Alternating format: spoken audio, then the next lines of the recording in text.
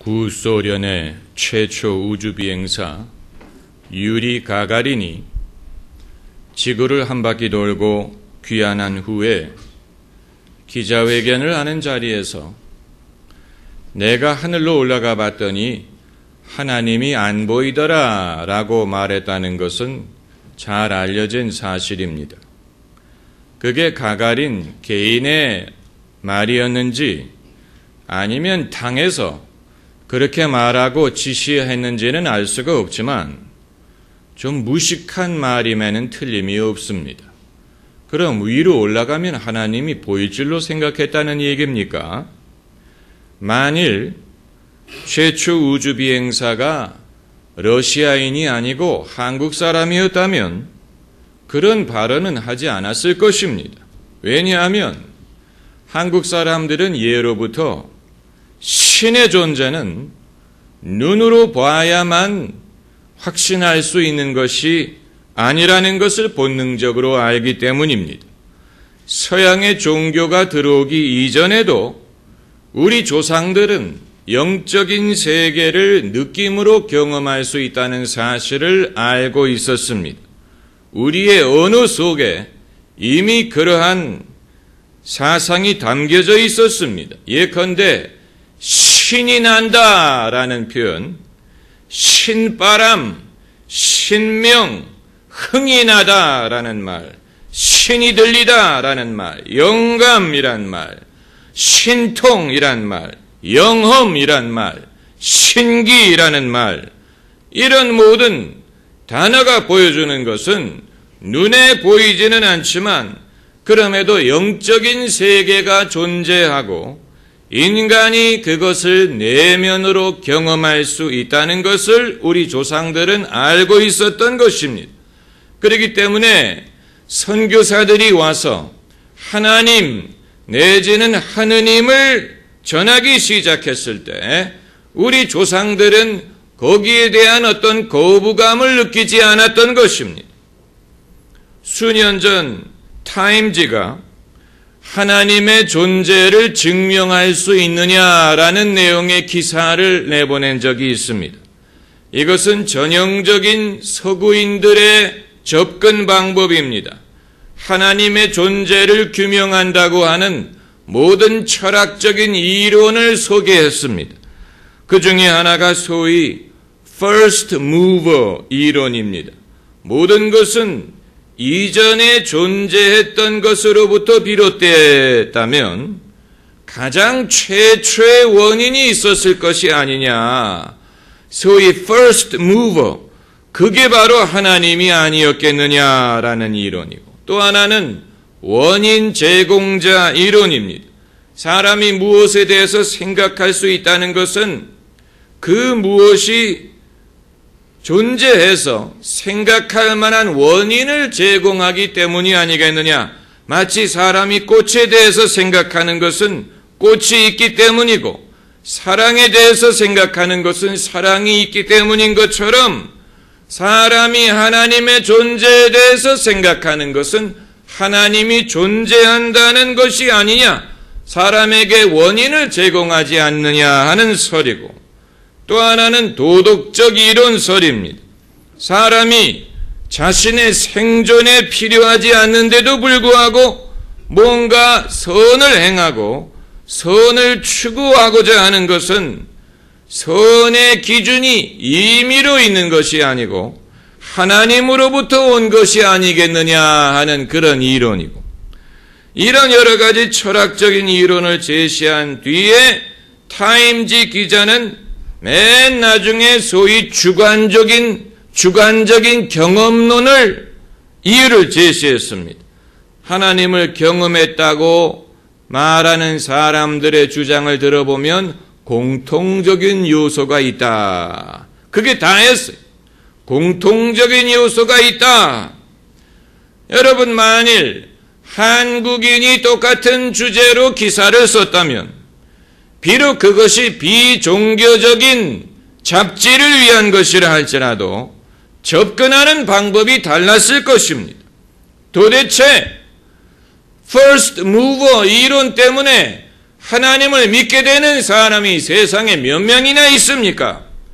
그건 대학교 강의실에서는 설득력이 있을지 모르지만 사람이 실제로 하나님을 믿을 것이냐 안 믿을 것이냐를 결정하는 데는 별로 도움이 되지 않는 이론입니다. 믿은 다음에 그 믿음을 더욱 공고히 하게 하는 데는 도움이 될 수 있지만 처음 믿음을 갖는 데는 별로 도움이 되지 않습니다. 우리는 좀 더 실존적이고 또 인격적이고 우호적인 경험을 통하여 하나님을 믿을 만한 이유를 갖게 되기를 원하고 있습니다. 제 친구의 어머님은 일평생 독실한 불교 신자였습니다. 그런데 남편이 세상을 떠나기 전에 꿈을 꿨어요. 꿈에 큰 강을 건너야 되는데 스님들은 옆으로 지나가기만 할 뿐 도와주지를 않는데 어느 신부님이 도와주는 꿈을 꿨어요. 그래서 그 꿈을 꾼 다음에 본인이 가톨릭으로 개종하고 남편이 병상에서 영세를 받고 장례식을 가톨릭식으로 거행했습니다. 이건 놀라운 일이죠. 아마 여러분 중에는 어떻게 꿈 하나 때문에 종교를 바꾸느냐 이렇게 생각하는 분도 계실 것입니다. 저도 그렇게 생각합니다. 하지만 적어도 그분에게는 충분한 이유가 됐어요. 그분에게는 충분한 이유가 됐어요. 이처럼 사람은 실존적이고 또 인격적이고 우호적인 경험을 통하여 하나님을 믿을 만한 이유를 얻기를 원하는 것입니다. 그런 데에서 하나님의 실존을 실감하고 하나님을 신뢰할 만한 이유를 찾는 것입니다. 이와 같은 원리는 믿기 이전에도 유효하고 믿은 다음에도 마찬가지입니다. 다시 말하면 사람이 그리스도인이 된 이후에 그리스도인이 되었다고 해서 눈에 보이지 않던 하나님이 별안간 보이기 시작하는 건 아니에요. 하나님은 여전히 우리 눈에 안 보입니다. 믿기 전에도 그렇고 믿은 후에도 그렇습니다. 또 사람이 그리스도인이 됐다고 해서 저절로 그의 감정이 바뀌는 게 아니에요. 믿기 전에는 기분이 나쁜 사람이 믿고 난 다음에 저절로 기분이 좋아지는 건 아닙니다. 또 사람이 그리스도인이 됐다고 해서 저절로 하나님의 섭리가 이해되는 건 아닙니다. 세상에서 하나님이 하시는 일들은 때로는 여전히 애매할 때가 많이 있어요. 그러면 그리스도인은 도대체 하나님을 어떻게 경험하고 알 수 있다는 얘기냐? 그 대답은 바로 오늘 본문에서 발견할 수 있습니다. 아주 짧은 구절입니다. 한 절밖에 안 됩니다. 원래는 여러 절을 읽어야 되지만 여러 절을 읽다 보면은 여러분의 그 집중력이 떨어질까봐 한 절에 초점을 맞췄습니다. 여기서 말하기를 이를 위하여 나도 내 속에서 능력으로 역사하시는 이의 역사를 따라 힘을 다하여 수고하노라. 사도 바울이 말하기를 내 속에서 능력으로 역사하시는 이가 계시다고 말했어요.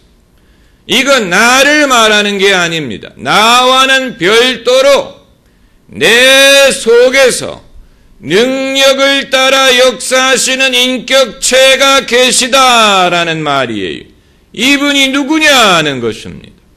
이분이 바로 성령이 그리스도인 안에 거하시는 성령, 사도 바울 안에 역사하시는 성령을 말하고 있는 것입니다.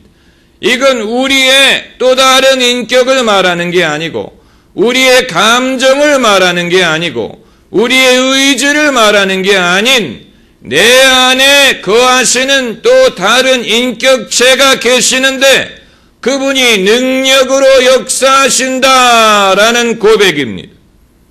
이것이 바로 그리스도인 안에 계시는 성령을 일컫는 것입니다. 우리는 우리 안에 계신 성령을 통하여 예수님을 경험할 수가 있고 예수님을 통하여 하나님 아버지를 경험할 수가 있습니다.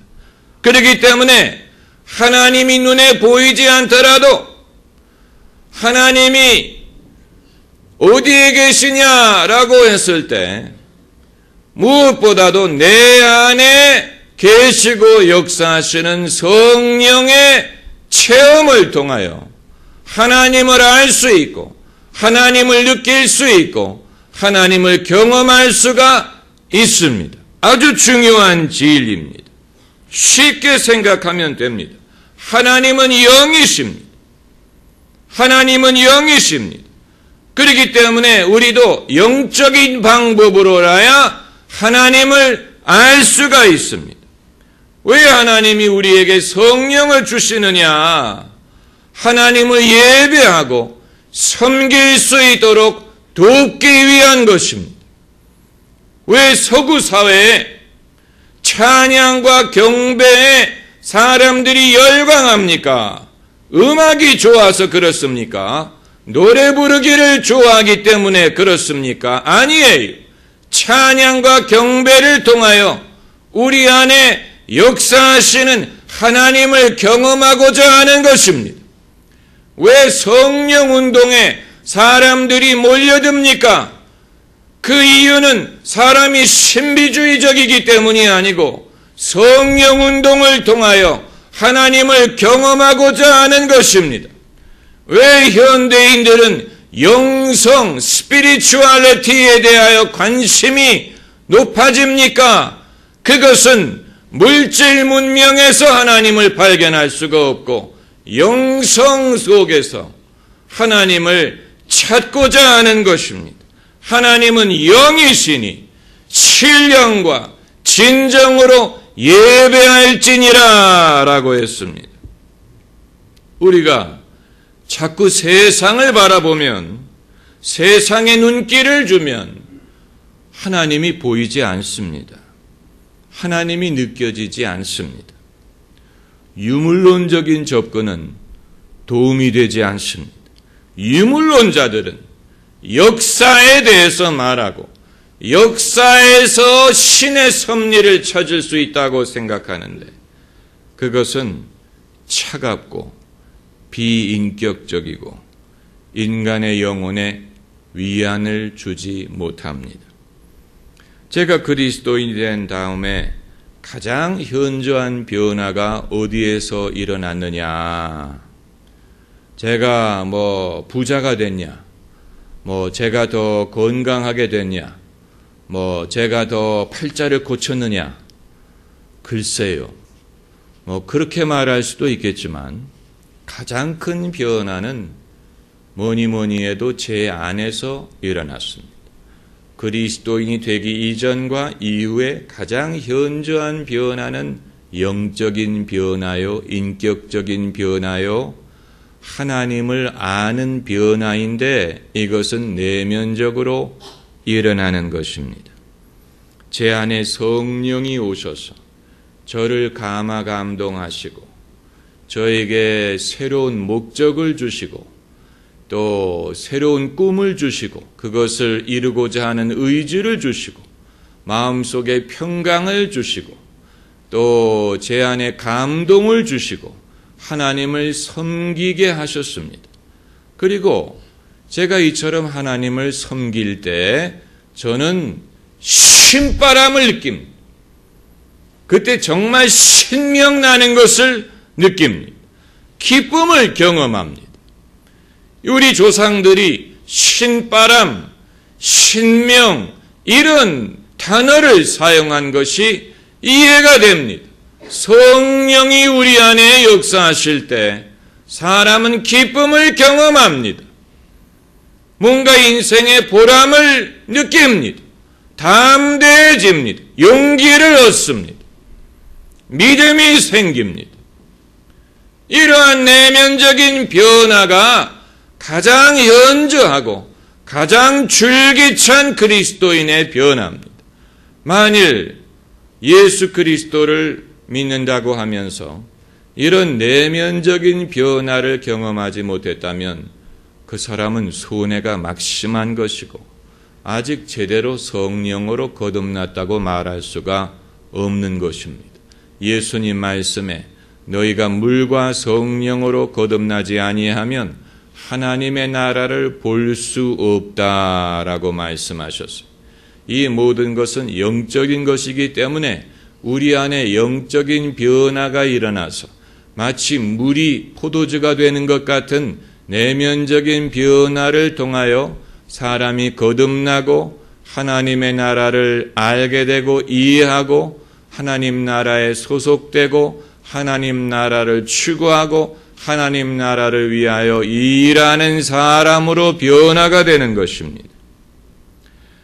왜 정기적으로 예배를 드리는 사람이 그렇지 않는 사람보다도 더 오래 사느냐?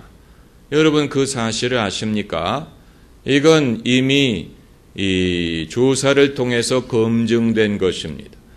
믿음이 있고 없고를 떠나서 정기적으로 예배를 참석하는 사람이 그렇지 않은 사람보다도 적어도 5년 이상을 삽니다. 그 이유가 어디에 있는지 저는 알 것 같습니다. 예배를 드리는 중에 신바람을 경험하는데 당연히 그것이 우리의 건강에 영향을 주지 않겠습니까? 오늘 본문에서 사도 바울이 내 속에서 능력으로 역사하시는 이가 계시다 라고 말했습니다. 여러분, 우리 모두가 사도 바울 같지는 않겠지요? 정도의 차이는 있을 것입니다. 그러나 그건 정도의 차이지. 모든 그리스도인은 그 속에 성령이 계시는 것을 경험할 수 있습니다. 왜냐하면 고린도전서 12장 말씀에 성령으로 말미암지 않고는 아무도 예수를 주시라 할 수 없다라고 했어요. 우리가 예수님을 주님이라고 고백하는 것은 이미 성령이 우리 안에 계셔서 우리를 감동하시고 그렇게 고백하도록 도우신다는 증거입니다. 예수님 말씀하시기를 나를 믿는 자는 그 배에서 생수의 강이 솟아나리라 라고 말씀하셨습니다. 이건 성령을 말하는 것입니다. 성령이 여러분을 교회로 이끄시는 것이고 성령이 여러분을 경건한 자리로 이끌시고 성령이 여러분을 기도하게 하시고 신령한 것을 사모하게 하시는 것입니다. 이건 내 의지로 말미암는 게 아니고 내 성향으로 말미암는 게 아니고 우리 안에 성령이 우리를 이끄시는 것입니다. 흑인 연가 중에 Every time I feel the Spirit 이란 노래가 있습니다. 내가 성령을 느낄 때마다 감동이 있어 나는 기도하네 라는 가사예요. 어떤 문학 작품도 어떤 음악 작품도 이보다도 더 귀한 진리를 단순하게 표현하지 못했습니다. 내가 성령을 느낄 때마다 감동이 있어 기도하네. 사람이 성령을 느끼기 때문에 기도하고 예배하고 성령을 느끼기 때문에 우리가 신앙으로 살 수가 있는 것입니다. 참고로 내가 성령을 느낄 때마다 감동이 있어 도박을 하네 라고 하지 않았어요. 내가 성령을 느낄 때마다 감동이 있어 욕을 하네 라고 하지 않았어요. 성령은 우리를 경건한 일로 이끄십니다. 경건하고 선한 일로 우리를 이끄십니다. 우리 안에 이러한 일을 하셔서 우리를 도우시는 분이 계십니다. 다만 하나님에 대한 경험을 내면적인 것에만 국한시킬 수는 없을 것입니다. 하나님에 대한 경험을 내 안에서 경험하는 것만으로 국한을 시키려고 한다면 그것이야말로 미신이요 신비주의가 될 것입니다. 하나님에 대한 경험은 우리가 모든 곳에서 할 수 있습니다. 하나님이 창조하신 피조물을 통해서 하나님의 흔적을 볼 수가 있고 또 역사의 흐름 속에 하나님의 섭리를 발견할 수도 있습니다. 또 내 가정에 하나님이 인도하신 것을 통하여 하나님의 증거를 볼 수 있고 내 인생을 인도하신 그 모든 발자취에서 하나님의 흔적을 발견할 수 있습니다. 이처럼 하나님은 큰 세상에서도 역사하시고 우리의 작은 내면에서도 역사하십니다. 이런 모든 것에서 우리가 하나님을 발견할 수가 있는 것입니다. 예수님은 신비주의를 가르치기 위하여 오신 것이 아니에요. 예수님은 십자가를 지고 희생하셨습니다. 우리를 섬기셨습니다. 마찬가지로 예수께서 우리에게 성령을 주시는 목적은 우리가 신비주의자가 되게 하기 위한 것이 아니고 우리도 예수님처럼 희생하고 섬기고 일하게 하기 위한 것입니다. 그래서 사도 바울이 내 속에서 능력으로 역사하시는 이의 역사를 따라서 여기서 역사라는 말은 일한다라는 말. 우리 안에 성령이 계셔서 우리를 신비주의적으로 만드는 게 아니고 우리로 하여금 일하게 하십니다. 일하러 가세 일하러 가 삼천리 강산 위에 성령이 우리 안에 계심으로 우리는 하나님의 나라를 위하여 예수 그리스도의 복음을 위하여 일하는 사명을 받습니다. 다만 이 일은 억지로 하는 게 아니고 마지못해 하는 게 아니고 자원해서 하는 것이고 즐거움으로 하는 것입니다. 그리고 이 일은 내 힘으로 하는 것이 아니고 내 힘보다 더 위대한 하나님의 능력에 붙들려서 하는 것입니다. 이것이 그리스도인의 삶이요 이것이 하나님의 은혜인 것입니다. 할렐루야. 기도하십시다.